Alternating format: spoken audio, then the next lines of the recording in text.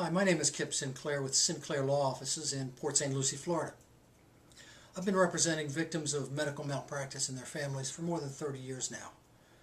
And I also hold a second-degree black belt in Judo and Jiu-Jitsu. And so I'm going to talk to you for a minute here about medical malpractice, and then I'm going to talk to you for a minute about personal safety. How do you know if you have a medical malpractice case? Every medical malpractice case has three parts. Part one is there has to be malpractice. The doctor has to either do something that somebody else shouldn't have done or failed to do something that he should have done.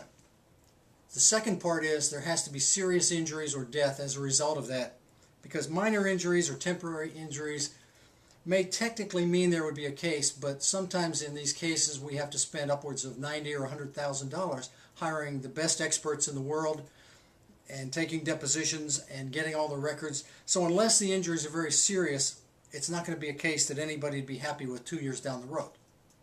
Third, and most important, the malpractice has to have caused the serious injury or the death. There can be malpractice and there can be injuries, but for a malpractice case, the malpractice has to cause the injuries. Otherwise, it'd be like a car running a stop sign in front of you, negligent driver. But unless he hits you, you can't sue him. Let me talk to you about self-defense. Avoid the interview. What's an interview?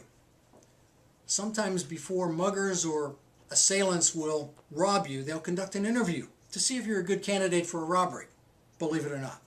You want to avoid this interview. Here's how it can go. Excuse me, do you have change for $1? Pardon me, do you know what time it is? Can you tell me how to get to wherever? These are typically interview questions. They're looking for an easy mark. Here's how to handle it. First, don't worry about being rude. Rude is better than robbed. Hold up your hand. Stop right there. Don't appear meek. Don't appear vulnerable. Don't offer to make change for the guy. I can't help you. And move on, making sure you keep the person in your vision.